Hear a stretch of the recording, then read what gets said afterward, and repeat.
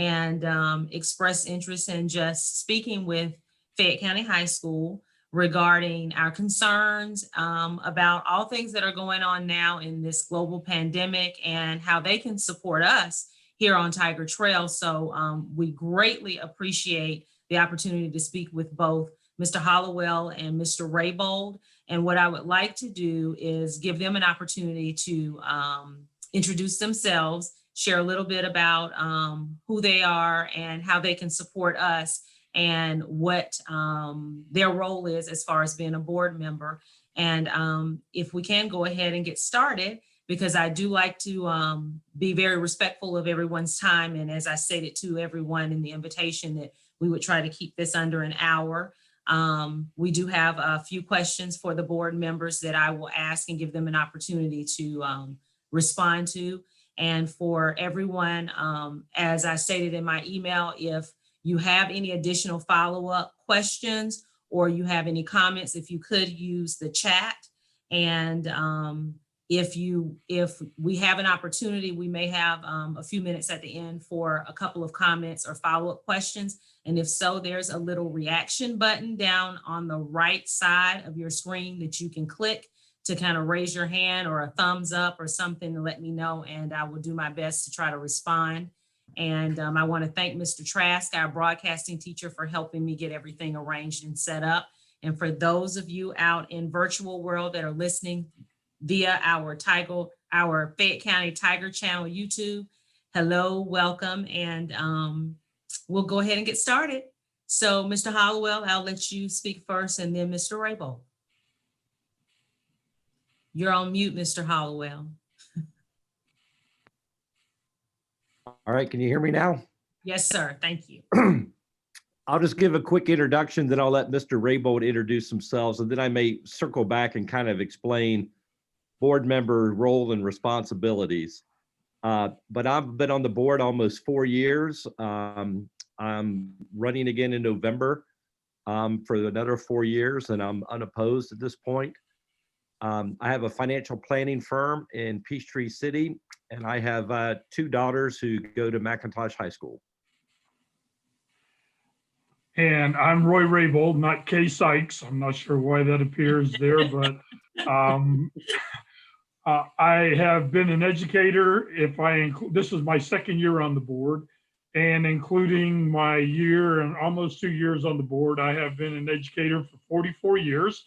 I have been an educator in Fayette County, 31 years as an administrator. I was an assistant principal at McIntosh. I was assistant principal and principal at Sandy Creek and principal at Whitewater High School. I enjoy retirement. I retired June of 2017, but I thoroughly enjoy being a board member and still being involved in the education of the youth in Fayette County. Great. And then just real quickly, I just want to explain the board members' roles and responsibilities and how we work as a governance team with the superintendent. And basically, according to the Georgia Constitution, school board members have to focus on 2 things. One is student achievement, and the second is making sure we don't lose accreditation for the school system. Those are our 2 primary responsibilities. Now, as a board member, we basically set policy, we approve the budget, we evaluate the superintendent. So for example, on the COVID reentry plan, we approved the reentry plan, but operationally, it's up to the superintendent who's in charge of school operations to decide if we're going to go to yellow or red or yellow to green. Obviously, we have influence with the superintendent, and we try and represent the views of parents. But I just wanted to give that quick overview, and we want this to be a meeting for you guys. We want to hear from you all. So I'll go ahead and turn it back over to Ms. Briggs-Johnson. Okay, can I say one more thing, Ms. YBJ? Yes, sir. I just want to make one point that Mr. Hollowell and I tonight do not speak for the board. Yes. We speak for each other individually. We cannot speak for the other 3 members of the board. They could have different viewpoints, but the way we answer tonight is the way we feel individually, not as the school board. Excellent. Thank you for making that point, Mr. Raybold. And Mr. Howell, it's fine. Everybody knows me as Miss YBJ.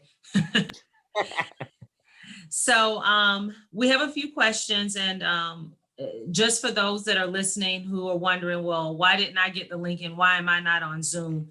The invitation was extended to our teacher leaders as well as our parents who are presidents or vice presidents of an organization at Fayette County High School, as well as our student leaders here. So it was not that we did not invite those, but we invited those who represent organizations, teachers, and students here at Fayette County High School. And the link is so that everyone can still participate in some way as far as listening and being involved in that regard. So I just want to make sure I say that as well. And those that are participating on the actual Zoom link, I gave them an opportunity to ask questions or put concerns on a Google Doc that I could share out with you all to speak to. So I have about 5 questions that have been prepared, as well as 2 additional concerns and thoughts from the group that hopefully captures what most of our Tiger community has been thinking. And so here we go.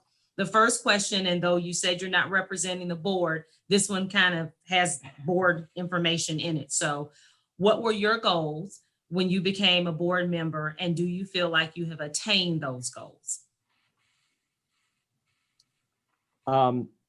When I first ran, this is a sentence that really resonated with me, and that I think we need to prepare students for our future and not for their future and not our past. And that's an Ian Jukes quote. And I kind of wanted to make sure that the school system was being forward thinking in its way. And I think we've covered a lot of ground, but I think we still have a lot of more work to do. So my main goal was I wanted to make sure we were preparing students for their future and not our past. Thank you. Mr. Raybold.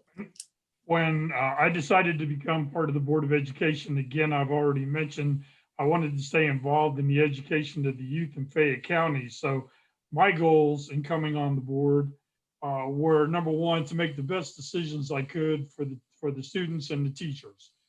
Number 2, to ensure a high quality education, which I always did as a principal.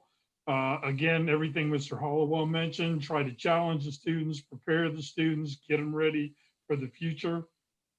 Number 3, the fiscal responsibility, that I was a good steward with the taxpayer money.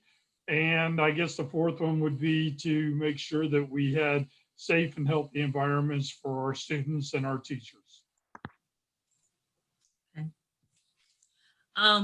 This next question is from some of our teachers, and just wanting to know, what are some changes you believe teachers can do to help make our school district and school a better place to learn for students?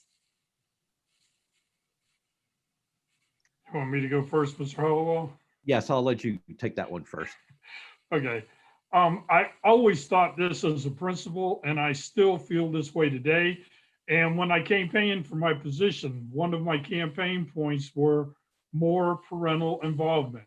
And I think that the more support you get from parents, the more successful the students will be, whether it's as a school board, as a principal, as a teacher.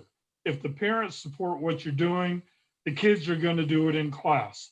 I've said 100,000 times that when the parents sit at home and they criticize the teacher, the kid comes to school thinking the teacher's not good, not worthy, can't do what needs to be done.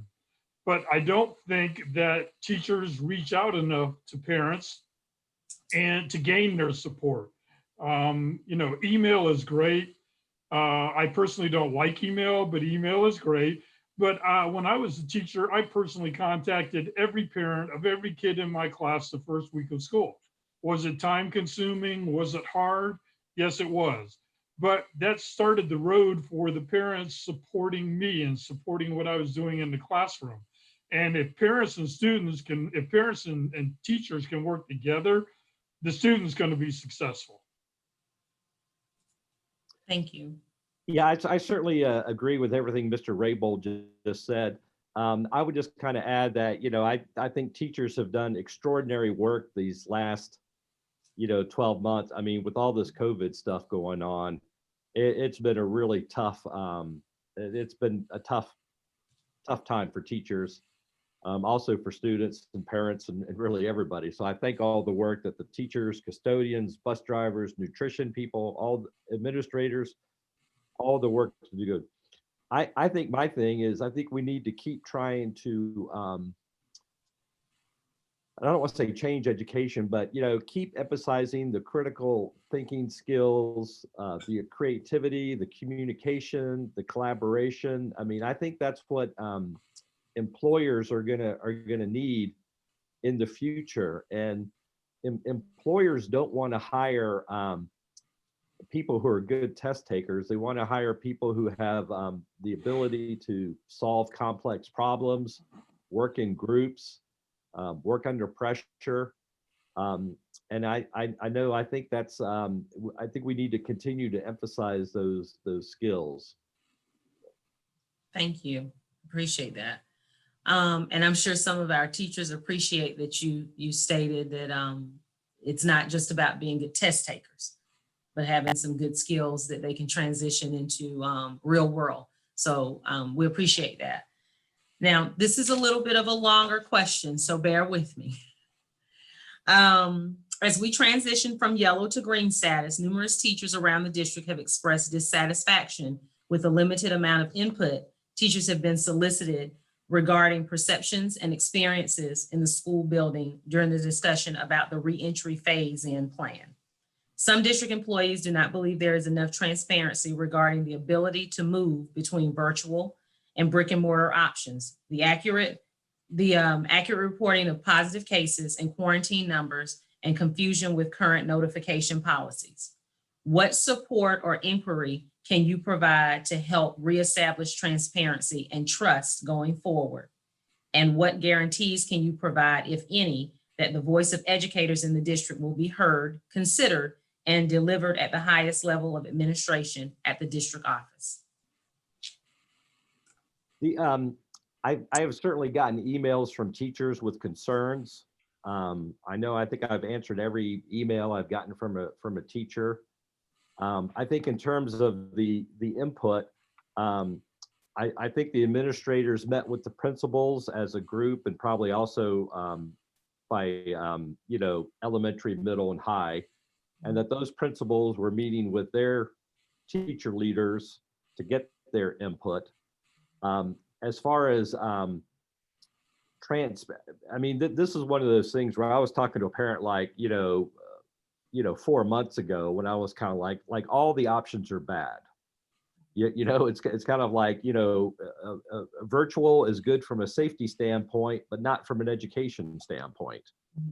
And, in-class instruction is better from an education standpoint, but may not work for your family from a safety standpoint.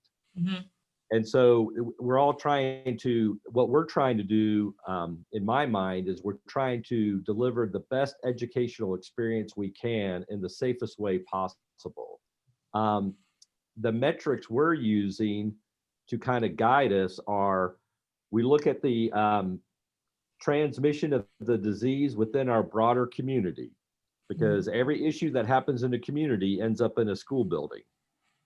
Right. Secondly, we look at the cases within our school system. Third, we look at the trend line of the cases in the community, whether it's going up or down. And then fourth, we also look at the cases in the school system, whether it's going up or down.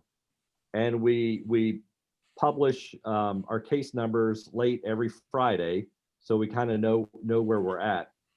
I also go to the Georgia Department of Health website, and I click on Fayette County, and I'll look at the positivity rate.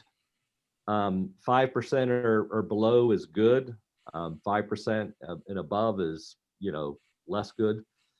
So those are the things. I'm not exactly, and I don't know if someone wants to ask or kind of drill down in terms of an example of sort of where things maybe aren't as being as transparent, because we're trying to be transparent as we could. I mean, there are some school systems that won't even report their COVID case numbers. We think it's important to do that. I'll go ahead and let Mr. Raybold jump in now.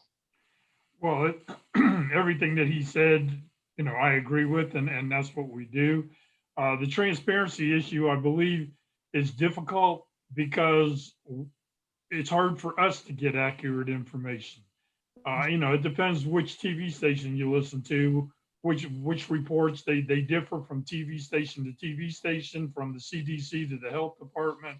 And not being healthcare specialists, we have to look at the data that's provided to us, as Mr. Hollowell mentioned, and we need to look and base decisions on that. The transparency issue from the teachers, again, this is the day-to-day operation of the school system. We are told, as Mr. Hollowell mentioned, that principals met with teachers, and then the principals met with the superintendent. And I don't know what else we could do if all that is taking place. Now, of course, we have a brand new superintendent who just started. I'm very excited about him. I think he's going to do a wonderful job. But again, there's going to be a learning curve and a little bit of a shift. And I can see people saying, well, he's either more transparent than the old one or not as transparent as the old one. These are all going to come. Being fully 100% transparent, we were told we couldn't report cases school by school because it violated FERPA. Yet you go on the website, and I was looking yesterday, there's a school system in San Antonio, Texas, that publishes cases school by school. So, who's right, who's wrong? Is the law different in Texas than it is in state of Georgia? I don't know. And these are things that, we're unsure of. And I'm sure that the administration is unsure of as well. They listen to what, the school board attorneys tell them or what legal analysts tell them. And, different legal analysts, it's like a doctor. You go to two different lawyers, you get two different opinions. And I think that we're being as transparent as we possibly can. I do understand the concern. I understand the concern from the parents, and the different communities within the county have different concerns.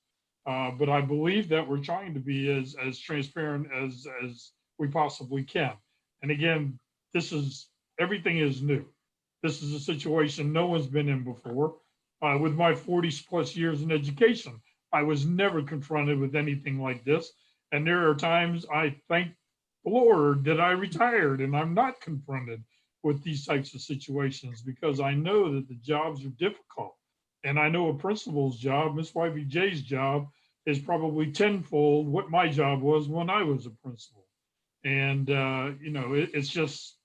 it's hard to deal with all of these things. I just wanted, for the people who are listening, I just wanted to kind of give some background on some of the work we did over the summer. As we were working on the reentry plan, as Roy said, we're not public health policy experts. And so we ran our plan by the District 4 health district, which includes Fayette County. And that previous director did have a background in infectious disease and epidemiology. We run it by the State Department of Health.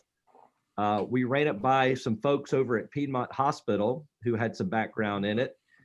And we actually reached out and contacted an epidemiologist at Georgia State and brought him down and had him go over our plans as well. So we weren't making these decisions in a vacuum.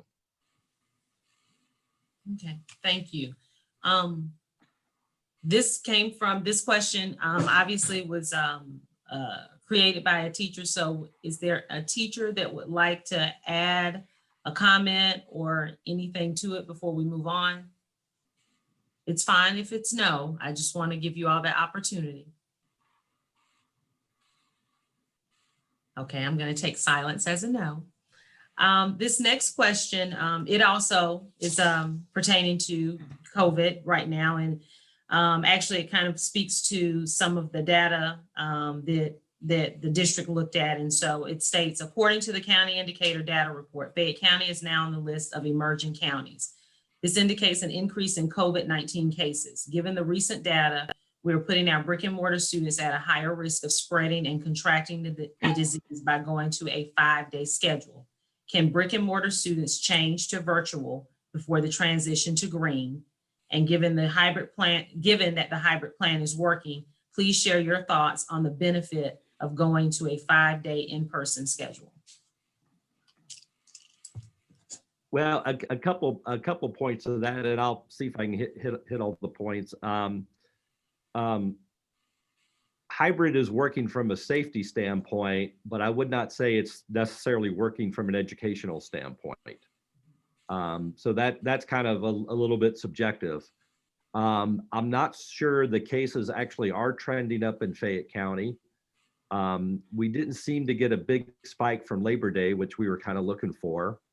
But we're still, we think we're doing well. I know Debbie King had told Dr. Patterson the other day that of the cases we've had in Fayette County schools, not a single one of our students or staff have gotten COVID from being in school. It's all they got it from their home or going to a wedding or an aunt was visiting or all these other reasons. And I kind of feel because of our protocols and keeping the mask mandate in place, that school is actually one of the safer places for our children. Probably safer than being out and about in the community. And, you know, we certainly see groups of teens gathering and all that. So I do think that we're okay to proceed to 4 days a week and then 5 days a week. But I do want to assure everybody, if we do have an outbreak or if things get worse, we'll pivot. We'll change the plan. Now, the question about going from hybrid to virtual, that is a very complicated scheduling situation where we're trying not to kind of blow up the master schedules. And so I think that'll be looked at on a case-by-case basis. And if we're able to accommodate, we will, but I don't know that we can guarantee that.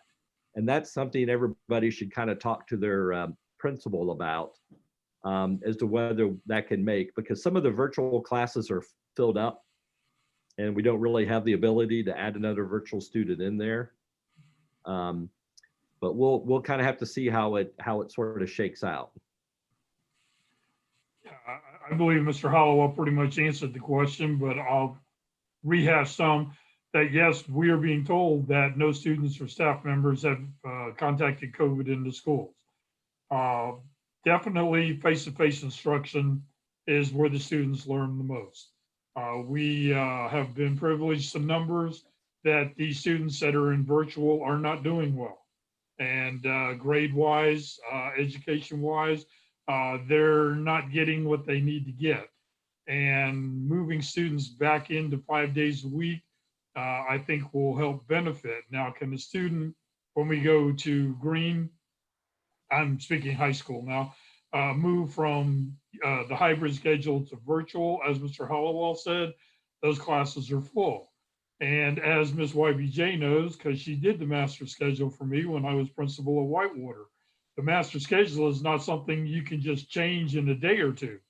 If we all of a sudden try to either take in 300 or 400 students that want to switch from virtual to come to school every day, or if we want to take 300 or 400 students and take them from the brick and mortar and move them into virtual, all the people in the county that do master schedules for the middle school and high school will quit.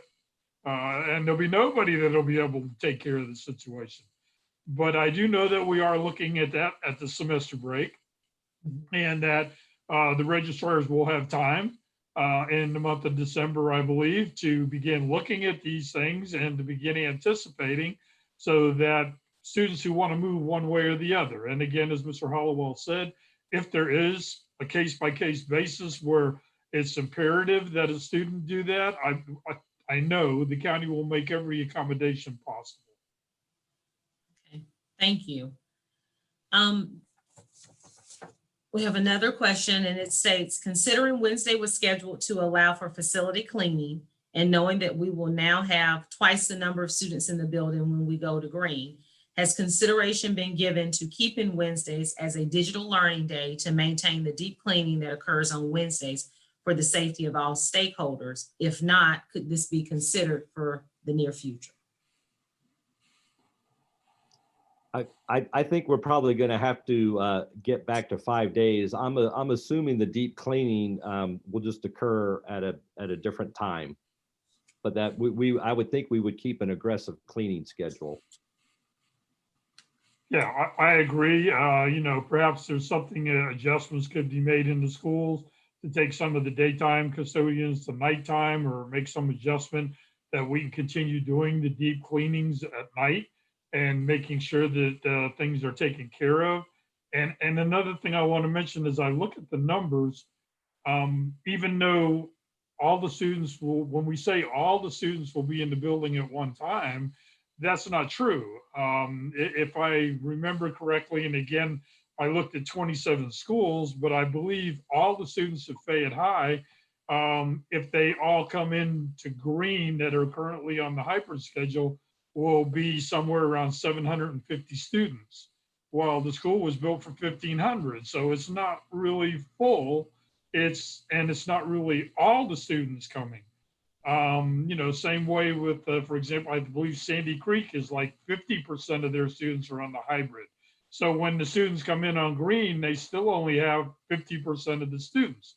Yes, their classes might go from 7 to 14, but they're not going to go from 7 to 29 or something like that. And I think when people talk about all the students are coming back, it's not all the students, because of the number of students that are on virtual, which will remain on virtual. Okay. Does anyone, before we go into a couple more questions? Can I say one more thing? I think the last part of your question was, is there consideration for the future? As Mr. Hollowell said, if there's an issue comes up or we see a spike in cases, absolutely, you know, a change will be made. Okay, thank you. Does anyone want to comment or any follow-up questions to that? Okay, Mr. Burns. Excuse me, Dr. Burns. Yes, can you hear me? Yes, sir. Yeah. Okay, yes. Okay, I have a, my name is not Anna Burns, this is my wife. Okay. But I think with the movement there, one of the things that you mentioned that no class will be at 29 students because of the transition with these kids, many on virtual and many teachers teaching in person. I know that there are going to be classes that are going to be at that level. Me personally, I'm teaching all in person, and looking at right now, I know I will have 4 classes with close to 30 students apiece. And I think and many teachers will have that, a few in the science department, a few in other departments. And I think that is one of the main concerns here, that although there may be a reduction in the number of students in the classes that are there will be higher than usual, because many teachers have been placed in teaching virtual classes. Thank you, Dr. Burns. That's a really fair point. And like I said, we're kind of talking in generalities, because there are, you know, situations, but I think that's why, you know, in our original green plan, we had mask encouraged but not required, and now they're gonna be required, and we think that'll help. And I'm not sure, what do you teach? Dr. Burns Yeah. teaches science. I teach science. I'm substituting for our department head today. I teach science. Earth science and oceanography. Okay. And again, I know, as being a former principal, that specialty classes like that will be difficult. But I'm sure that, and I know that I've spoken to Ms. YBJ and other principals, that when the kids, if we go total green like that, they're going to look at balancing. And if one teacher has 29 fourth period and another one only has 18, then they can make some moves. And I know that's not ideal, because the student has been with one teacher so long. And I also know, as a former principal, that singleton classes, you can't do that. I understand that. But, you know, as Mr. Hollowell said, valid point. I agree with your point. And it's something that, you know, will have to be addressed when we go to green. Thank you. I see there's one more comment, Dr. Roden. Major Goss, if you could write yours in the chat, that would be great. But Dr. Roden had her hand up, so I'm gonna go ahead and let her speak, and then we're gonna move on. Thank you. So you mentioned that our numbers are low in our school system, which is great. And I'm sure it's because of all the things our administrators have done to keep our students safe. And so now we're doubling these numbers, and we're saying that the masks will help, we think. But in a pandemic, you know, it may be just me, but we're talking about students' lives. We're talking about the lives of our principals, our teachers, our custodians, everybody in the building. We can't just think about how it affects the kids. And so the CDC is saying the masks plus. We're concerned, or me, I'll speak for myself, we're concerned about the plus, you know, the social distancing and all of these things that we are able to do right now that we won't be able to do even at 50% capacity. So I can only imagine what other schools who will have more than 50% capacity will have to deal with. So just I'm a little bit, I would love to know your thoughts on what you expect the teachers to do and the administrators to do to help keep our kids safe if the decisions are based on what we think may happen. I mean, everything in this pandemic, of course, is based, you know, on opinion, except for the things that have been proven by science. And, you know, we have even nurses on the call right now who can even tell you about the things that are going on in the hospitals. But earlier we mentioned that we hadn't talked to, you know, the information that we're getting is not coming from, you know, those sources. It's coming from, I guess I'm just a little bit confused about where the information is coming from, and then the thought process on how to keep not only the kids safe, but all of the adults in the building, especially when it seems like what we're doing now is working. I just want to ask, when you say where the information is coming from, do you mean like information about data in cases, or information about how we should be handling the coronavirus and safety measures and those kind of things? All of the above. Okay. We get data from District 4, which collects it from, you know, like the labs report up to the state, and then we get it aggregated out.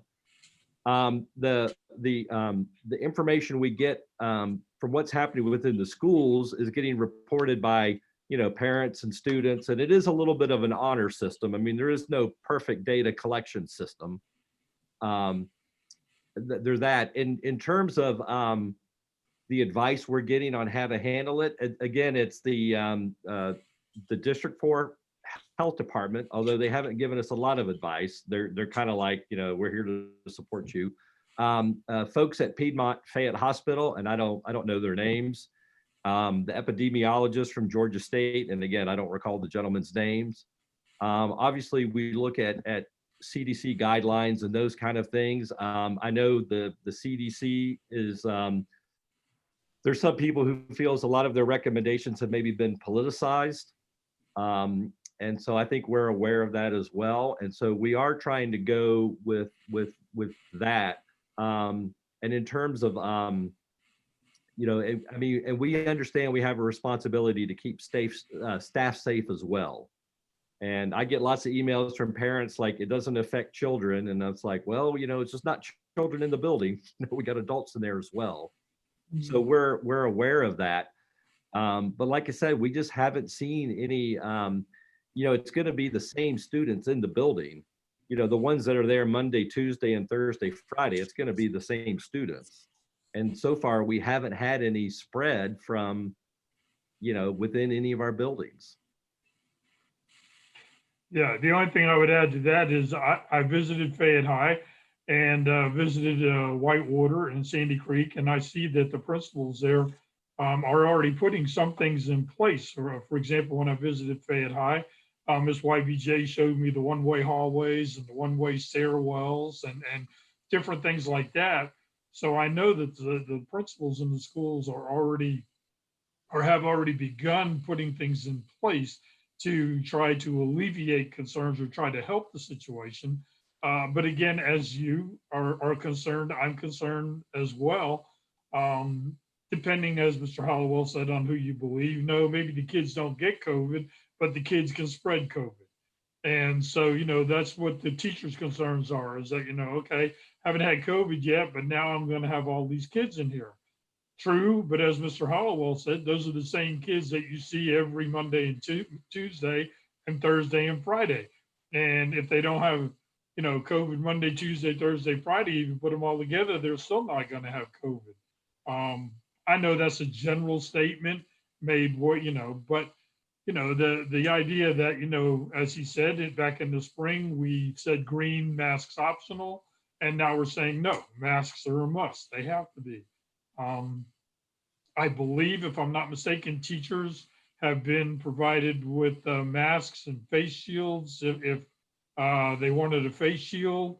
I think that we're doing, I think, what we can to help protect teachers. But I don't have an answer for everything. I don't.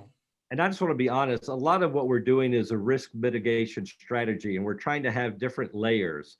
So, you know, mask is one layer, you know, washing your hands is another, you know, having maybe 4 lunch periods instead of 3 to spread kids out, having the thermal imaging cameras is another layer.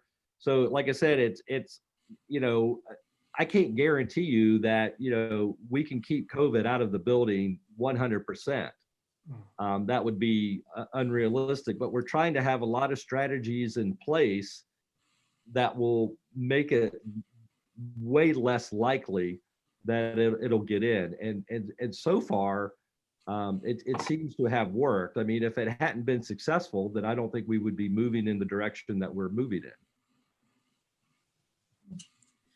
Thank you. And so I'm going to pivot just a little bit. There are some comments in the chat section, and I'll try to read them all. And just again, for the sake of time, I may not be able to read all of them. I may summarize some of them, but I do want to get to 2 more questions that are a bit different and do kind of pivot towards our students in particular and the rise and fall of their successes academically. So with growing concerns from all stakeholders regarding students transitioning from Fayette Virtual Academy back to brick and mortar and the academic challenges that students are currently facing, will the board support the district and schools who request additional funding second semester for credit recovery, tutoring support, and possibly Saturday schools to help students stay on track for graduation?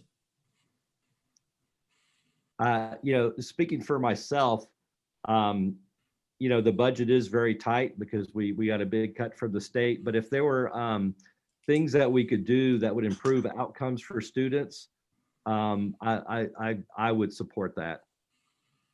Yeah, I agree. You know, we lowered the budget, we cut the millage rate, and the budget is tight. However, if it's going to make the students successful and help schools to enable the students to be successful, I would support it. Yes.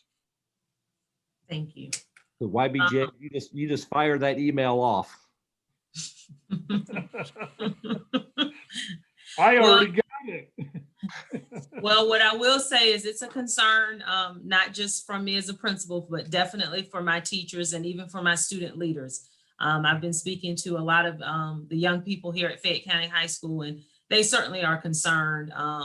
Those that are brick and mortar seem to be doing better than those that are in virtual, but they're friends with those same young people. And, you know, it is definitely a concern. It's absolutely definitely a concern because, you know, outside of keeping our students safe, my priority is to make sure that we educate them and prepare them for their future. So, yeah, and it seems to be a county-wide issue that the level of engagement of the virtual students is lower. And like I said, I was talking to the chair of Cal WEDA, and they're having the exact same issue with their virtual students.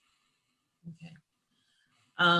This question is definitely from my students, And, I would be remiss if I didn't say I do want us to all consider and think about, not necessarily, especially at the high school, but at the high school, sometimes our students come to school not just for the educational piece. They have other reasons why they're coming to school that keep them involved and engaged.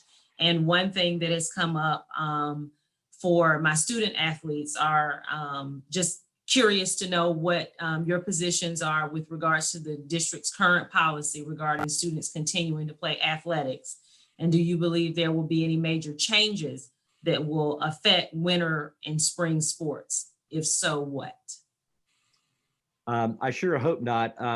Right now, athletics is governed by the Georgia High School Association, of which we're a member. So we sort of need to abide by their guidance, and they are the ones who, they okayed football and they put in protocols in place. And I think the plans are to play basketball. So I think that I think the makeup of that board is very pro sports. And so I don't really see any, if we're able to play football, I don't know why we wouldn't be able to play any other sport. Yeah, I agree. Athletics is important. As you said, Ms. YBJ, there's a lot of kids that come to school for athletics, and that's what creates the drive for them to be successful in the classroom so they can play athletics. The other point about athletics is that, as a former principal, without football gate receipts, you don't have any other sports because there's no money to pay the officials and other expenses for other sports. And so allowing the students to play football and allowing football to begin and allow them to play games and get the gate receipt money in will enable other sports to continue. If we all of a sudden stop football, if this was the last week of football, there would be no money for spring sports. And so there wouldn't be spring sports because there'd be no money to operate. And again, the direction that Georgia High School takes, I'm sure, we will look at it. And if they change direction, we'll look at the changes. One other thing, and the same for athletics goes also for the fine arts.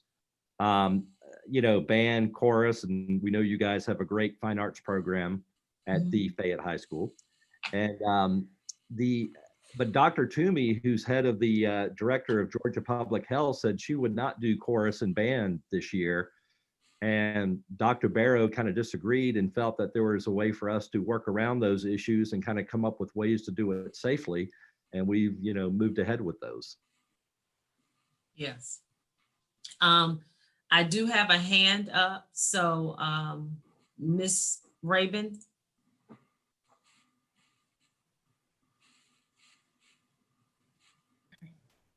All right, good evening.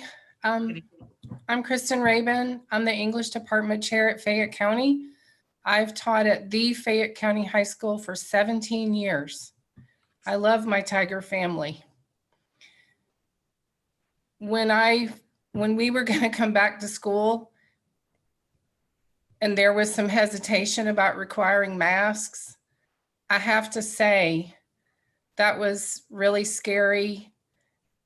And I questioned that decision. I was very happy when they finally mandated the masks. That's really all I needed. I was willing to come back in. So I appreciate that, and I wanted to say that. But our school has a lot of multi-generational households. We have a lot of wonderful grandparents raising grandchildren. I have been one of those grandparents raising grandchildren. The students at our school are the most precious thing in parents' lives.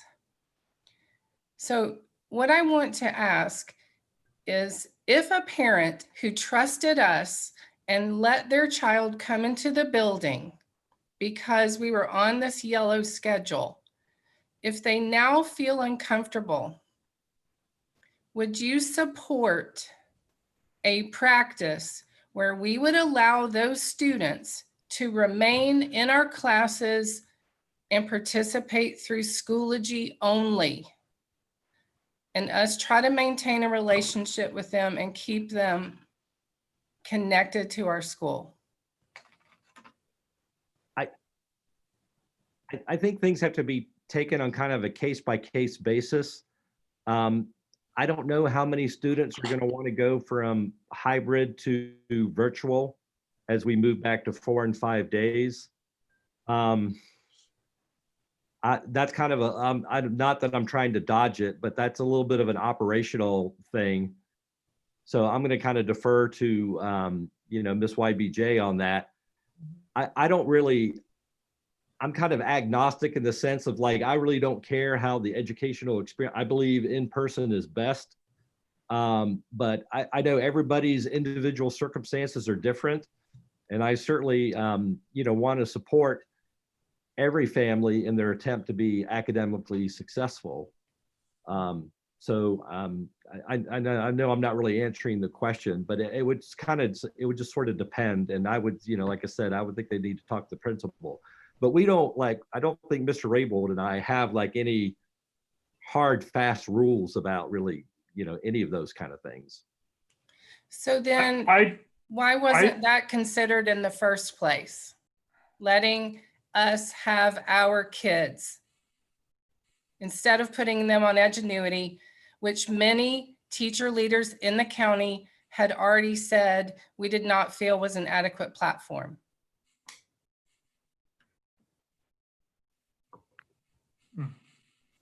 So we did the, this is the part of like, where we're building the plane and flying it at the same time. And, are there things that we maybe would have done differently? It was funny when Roy and I were first, so last year we did a pilot program with 10 students with the, the Fayette Life Academy or the Fayette Virtual Academy. And this year we were going to expand it. And we were on another platform and it switched to Edgenuity because they said the previous platform wasn't any good and Edgenuity was better. This year we thought we would have 100 students in the virtual academy. Well, because of COVID, we ended up with thousands and thousands of students doing virtual. And so I know they ended up building a virtual middle school and a virtual elementary school. I think in high school, they were just really kind of going to go with the Edgenuity and the virtual academy. I think maybe they thought it might have been too heavy a lift to pull off. I mean, it was hard enough doing the middle and elementary virtual schools and the high school. So I think that's why they did it. Whether we're going to bring, I do think we're going to end up bringing it back and doing maybe something different than Edgenuity going forward, but I don't know when that'll be. I don't think it'll be this year. This year, I think we're kind of, that's what we're doing. I'll let Mr. Raybould jump in. I'm kind of going back to your first question. I did talk to Dr. Barrow about exactly what you mentioned about, the students who, when we go green, if they decided, that they wanted to not be in the building, could the teachers still, through Schoology, provide the lessons with them? And Dr. Barrow's not here now. We have a new superintendent. And of course, he just started. So he's, I'm sure, overwhelmed by everything anyway. But I am going to have that conversation with him as well. I also know that the elementary schools have been, some of the elementary schools have been experimenting with that. And that, seeing how it works for the students that are homesick with COVID, if there are any, or if they're just homesick, doing the Schoology with them. Edgenuity, I wasn't excited about Edgenuity, but when it was presented to us, it was presented to us as being the best thing that was available at the time. And we had to vote on something. I questioned Edgenuity. The other problem which came up at our last board meeting or issue is the countywide bandwidth. If all the teachers were to try to do Schoology and live presentation in class at the same time, the county doesn't have enough bandwidth to do that. And so it would have to be some teachers could do it some days, and so all of that, but all of that is being looked at. Also increasing the bandwidth is being looked at for that as a possibility. So it has been discussed, it is being looked at, and there have been some experiments in the elementary schools doing that. And one other thing, it's like when we got Blackboard as a learning management system 4 or 5 years ago, they were just about the only vendor out there. Now, I know a lot of people didn't like Blackboard, and we moved to Schoology. But you know, other vendors came on board, and then we were able to make the switch. And hopefully, it might be the same thing with Edgenuity. But I think ultimately, we want to have Fayette County teachers teaching the virtual academy at our high school level, and we just have to get through this pandemic, and so we can get there. Thank you. I'll take one more comment or question for the board, or excuse me, for Mr. Raybold and Mr. Hollowell before we kind of wrap things up. Major Goss, I know you had some questions, so if nobody else is going to take the turn, I will give you an opportunity to ask your questions or make your statement, please. Thank you, ma'am. And these are, hey, I'm Major Goss. Thanks for your time. Hey, one of my questions is, what would happen to virtual students who only come to brick and mortar for CTE classes once we go green, if they cannot go green? So some can't come because we talked about them having elderly parents in the home, so they don't have any other options. So what's gonna happen to those or with those students? I'm not sure. So these are CTE students who will go to their CTE classes, but then not be able to go to the other classes? Well, they only come to school for brick and mortar for CTE. The rest of their classes are virtual. Okay, this is not something we discussed, but I would assume that they will continue coming to the school for the CTAE classes. Even if we go green, they'll come in, the virtual students will still come in for those classes, but then they'll still be in virtual. Unless case by case basis, they're allowed to come back green. But some of them are concerned they'll put their grandparents or the other people live in their house at risk. So that's the issue. But I mean, they're already in the building now. Only for CTE, like for my ROTC students that come in, Right. They come in just for JROTC and they do the rest of the stuff virtual. Well, wouldn't that just continue the way it is then? And But what he's saying is that those kids will now be around more kids in the class when we go Okay. green, and they're concerned about they live with their grandparents and that they might take the bug home to the grandparents because of more kids in the class. That's something we haven't discussed or hasn't been discussed with us. okay. I don't know, Ms. YBJ, have the principals discussed that?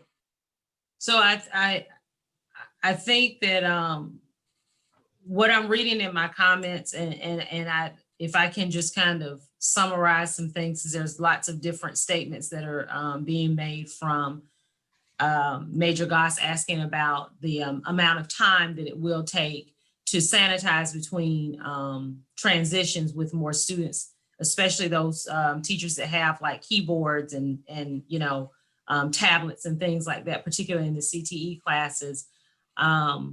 But also I have some parents, and I do have parents on here, and I would really like for at least one parent to, you know, here's the thing, and this is what I want to say.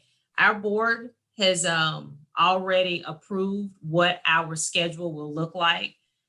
But one of the things that I always express to my students, and I try to share it with my teachers as well, and I'll say this again for those who are listening as well as those participating on the Zoom, because decisions have been made, there's still things that can be changed and maybe reviewed and maybe, you know, tweaked depending on how we move forward. That doesn't mean that I'm saying things are going to change. That absolutely doesn't mean that. But if the people that have an opportunity to help us have a voice don't know how we're feeling, they don't know how we're feeling.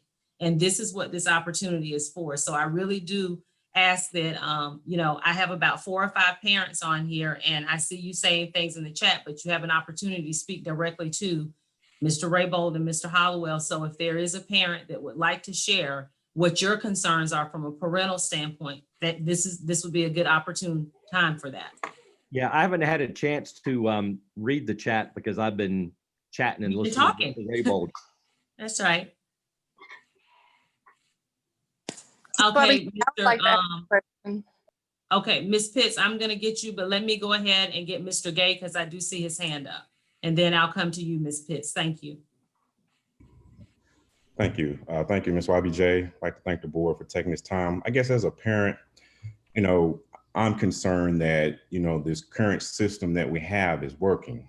And now we're getting ready to bring more kids back into the building, which we're going to increase the likelihood of more exposure. And we are at that threshold of that 5% as far as COVID cases in Fayette County.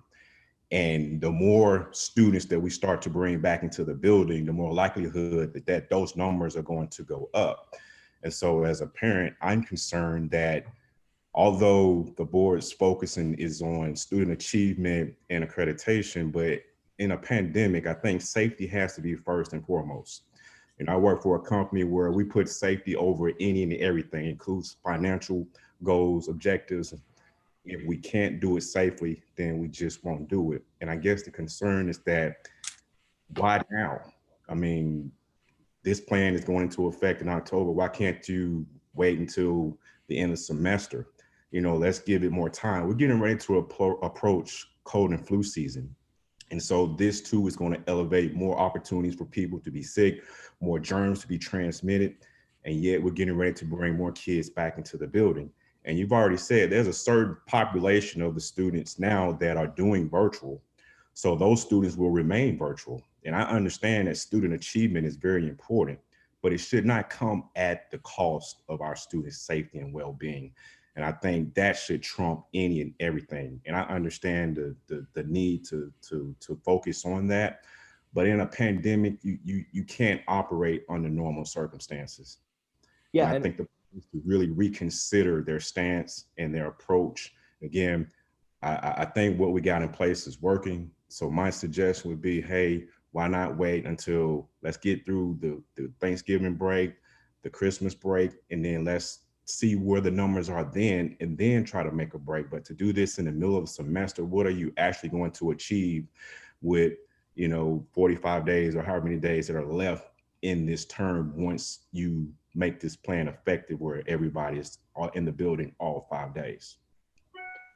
Well, first off, I do think safety is our top concern. What that comment about student achievement earlier was, I was just telling you what was in the Georgia Constitution.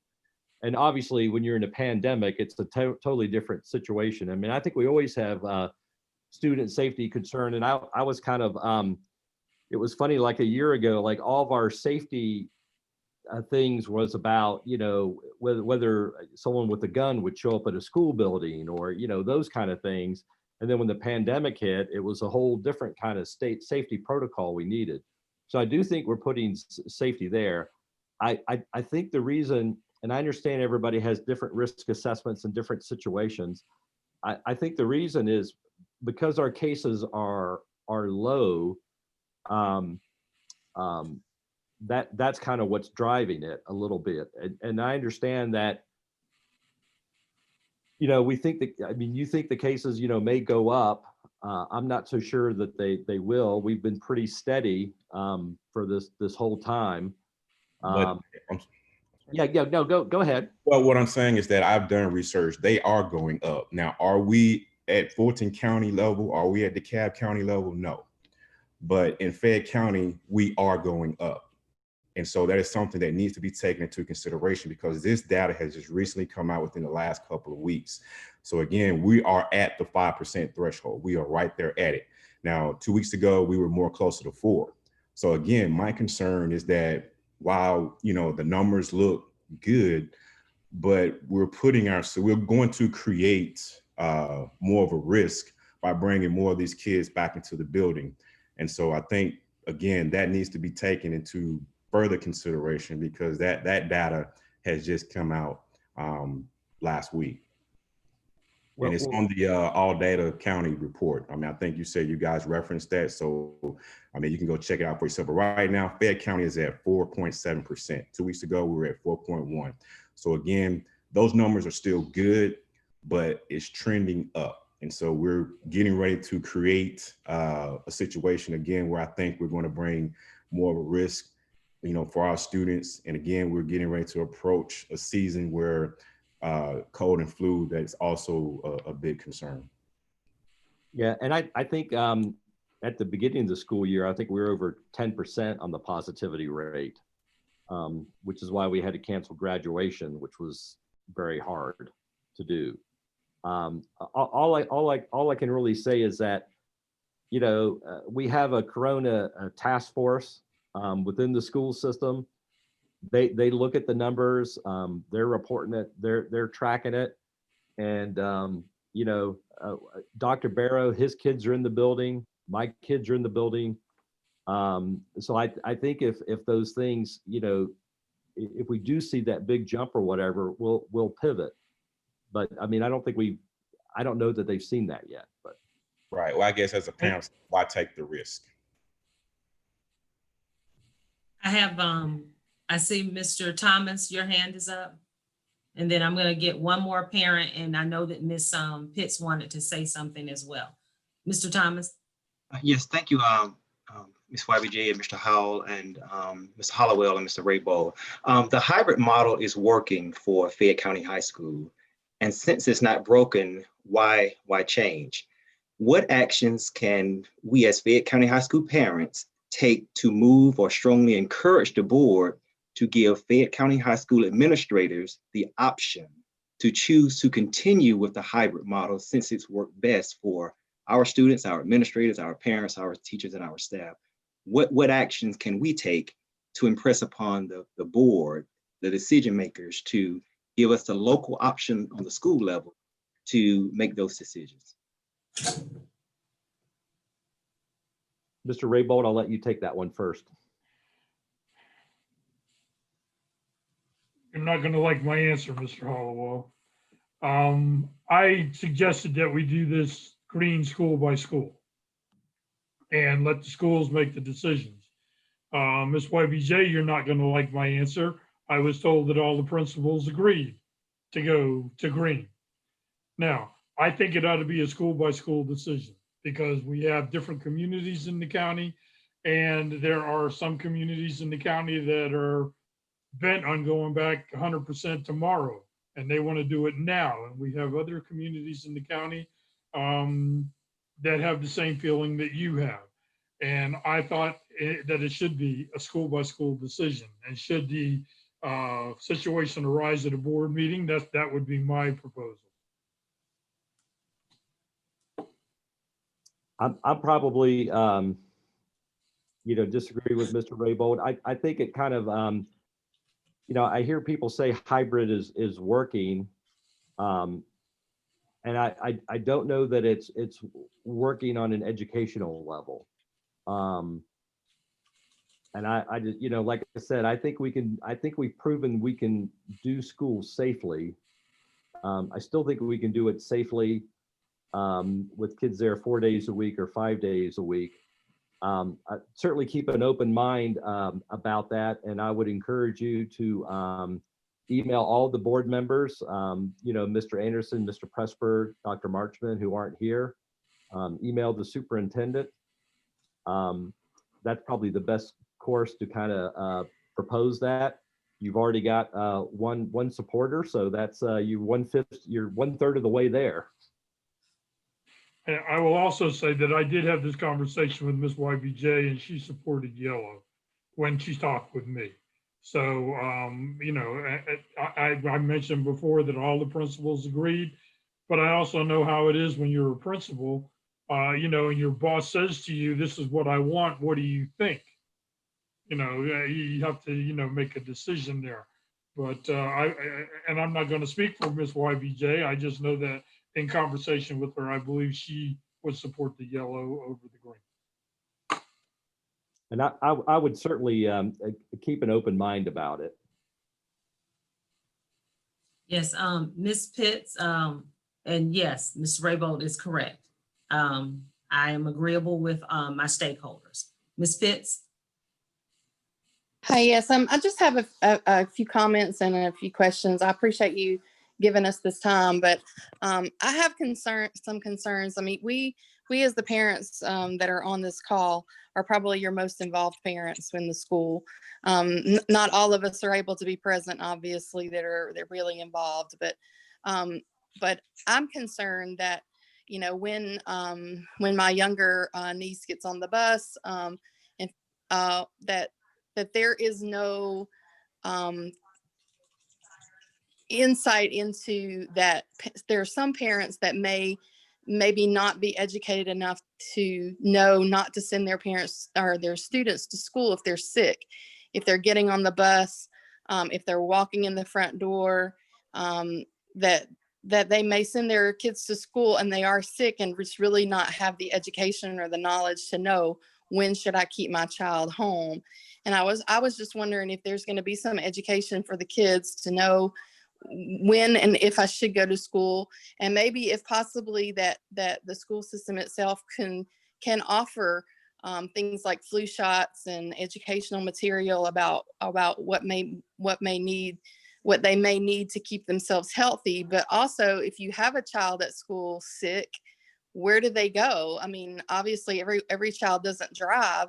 So is there an area where the students can go that are sick and protect our teachers and protect our other kids? Like my kids, obviously, I've taught them all their lives because I'm a nurse myself. I've taught them all their lives about good hand washing and walking away from children that are sick. But every child doesn't have that education. So I wondered what the board, you know, as a body and as Fayette County are doing to educate the people on getting their flu shot this year, making sure that they don't send their kids to school sick, and you know, knowing what the signs and symptoms are, even of just influenza this year, because, you know, our school, you know, we're a very diverse school comparatively to some of the other schools in the county, and our students may have a higher risk of contracting COVID just because of their ethnicity or, you know, or other factors, you know. So I just wondered what education you're going to give to the students, or maybe even a request from that we maybe offer flu shots at the school to get our kids vaccinated. I know we had like a 3W campaign. I think it was 3Ws about wash your hands and whatever. We could probably have another one about flu shots. I don't know if there's any kind of regulations or stuff why we couldn't bring people in to give flu shots. I think that'd be convenient, great. I'm sure there's probably some state law or some reason why we can't. But yeah, I think we just have to need to keep, and those are good ideas, and I'm going to pass them along. But I think, yeah, we just need to keep communicating, but it's just not the school system communicating. It's, you know, it's the PTOs. It's always tough to kind of reach the parents who aren't engaged because, you know, they're working 2 jobs or, you know, whatever else they've got going on, or they're taking care of an elderly parent. But yeah, we need to continue to do that. Let me, Ms. YBJ, I thought at one point they were talking about the schools having a sick room or a place where students would go if they were ill. Right, I was going to respond to Ms. Pitts after you all spoke about what we're doing in the school. Okay, well, then let me make one point before you talk. Having been an administrator in the county for 31 years and a principal for 17 or 18, people send their kids to school sick all the time. The nurse, when the state mandated nurses, it was a blessing and it was a curse. It was a blessing in that we had a nurse in the building that could deal with students who became sick. And the curse was now parents sent their kids to school sick so that the nurse would diagnose what was wrong with them instead of taking them to the doctor. Mm-hmm. And I think that's a difficult thing to overcome, especially for those parents that might not have health insurance, or for those parents that might not have access to a doctor. They see the school nurse as their medical person, so they're going to send the kids to school, even when they had the flu. And you know, we would make the phone calls your child has a temperature, you have to come get them while I'm at work, keep them. And, you know, and then what do you do? And yeah, I agree with your comments. A solution to that, that I don't have. All the years experience I have is that parents are going to send the kids to school sick, regardless if there's a pandemic, if it's flu season, whatever, they're going to send them. I don't know an answer. So to answer your question, Ms. Pitts, about what happens when students are sick. This year, with everything that's been going on, you know, the district and the schools across the board felt like it was imperative that we did have a space if we do have students or a student that becomes sick. And so we are fortunate at Fayette County High School that we have our nursing clinic. She actually has 2 rooms. And so she has been able to set up one of the rooms specifically for any student that does come in that may have a fever. One of the questions in the chat was, are the thermal imaging cameras working? They are absolutely working. They catch every single person that walks in this building. And we, the front office secretary, my principal secretary, as well as the school nurse and others in the building, key personnel, have the ability to have a screen where it shows constantly when people are walking in and out of the building to make sure that their temperature, it shows a red, yellow, or green that notifies us if there is a person that's entering our building that has a fever. And it also even indicates if a person is not wearing their mask. And if they're not wearing their mask properly, and it you know, it identifies or it lets us know so that we can communicate with those persons. And we have 3 thermal imaging cameras, one in the front of the school, one down at Tiger Pride, which is where our not car riders, but our drivers come in, as well as one at the bus loop.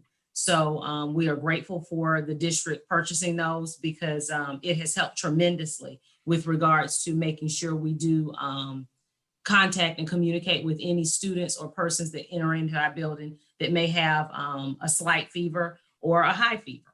We're able to contain them very quickly in that regard. I would like to wrap up because it's 7:40 and I said I would definitely be respectful of everyone's time. And I appreciate all of you being here. I'm going to take one more comment, and that is from our student leader, our class president of the class of 2021, Miss India Gay. So India, if you'd like to unmute and share some last and final thoughts, I would appreciate it. Okay, yeah, so my name's India. I'm a senior at Fayette County High School. So I wouldn't say I speak for all the students, but I definitely speak for a good amount of students when I say that we sort of feel kind of silenced and as if the decision for us and our lives and our teachers' lives has already been made. And even though it seems as though the most important thing that's being put to the front of this decision is the academics and what grades are, but there's a failure to think about our lives and our teachers' lives and the fact that we are the ones that are having to be in the building. We are the ones that are encountering 700, 800 students at a time each and every day. We're the ones who are going to be side by side next to students and not being able to social distance. And it seems as though we're kind of just telling you how we feel versus being able to influence your decision. It seems as though the decision has already been made. And we definitely do not feel comfortable with going back to school at all. Because I know for sure for me, I will have a class that's going to have over 20 students. I already have a class where we can barely social distance in our seats as it is now. And adding on 10 more students to our class, we're not going to be able to social distance. And I feel as though the reason why numbers are so low right now is because we are able to social distance and wear our masks. But doing them separately or just wearing masks and not social distancing, that's not going to help at all.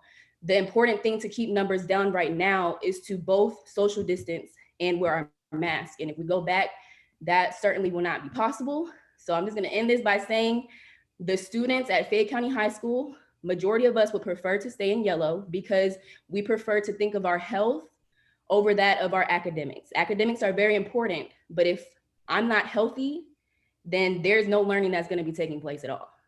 So I'm just going to leave this by saying, please keep in mind the voices of the students at Fayette County High School. because it is us and our teachers who are having to go through what you guys are putting us through by making us go back green.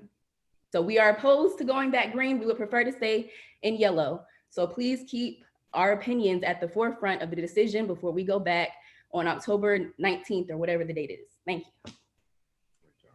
Thank you, India.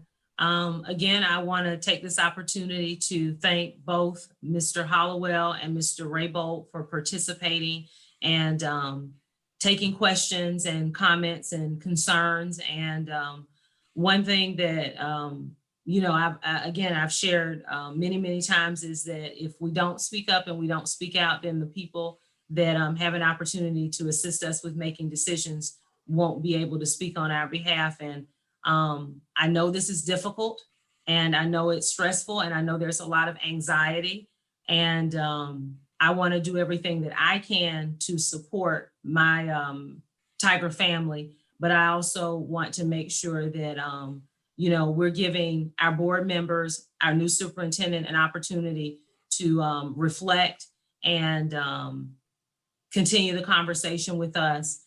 So that there's some resolutions and some solutions can be made so that we are in a space where our students can focus on their learning in a healthy and safe environment. Our parents and our families and our faculty and staff can also feel safe and comfortable. And I think that we will do that. We will get there. And this is the first step to that. So I appreciate everyone this evening for participating. I thank you all. And as Mr. Hollowell and Mr. Raybold stated to you, if you have questions, if you have comments, you know, please share with them, because they do want to hear them, and they do want to be a part of the process of making things right and making things better for all students across the district, and most certainly here at Fayette County High School. And Mr. Hollowell, Mr. Raybold, do you all have anything else to share before we sign off for the evening? I just wanted to, I really appreciate the evening, and it was great feedback. Generally, what we do after a meeting like this, I know myself and Mr. Raybold will be relaying these concerns to the other board members as well as to the superintendent, so that they'll be aware that that's how the community at Fayette High feels. This kind of started when I called Miss YBJ and said I just wanted to come out and chat with her and take the temperature of the school community, and we had a really good hour-and-a-half conversation. And she was very candid about her concerns, which we always appreciate. And like I said, I'm glad I had the opportunity to hear from everybody, and just really appreciate everybody taking the time out of their day to participate. Yeah, I echo everything Mr. Hollowell said. I appreciate this as well. I also sat with Ms. YBJ for an hour or so. And I appreciate the input from the parents and the students. Thank you. Thank you all. You all have a good evening. It is 7:47. We were about 17 minutes over the hour, so not terrible. All right. Thank y'all. Have a good evening. Thank you, everyone. Thank you, YBJ. Thank you. Thank you.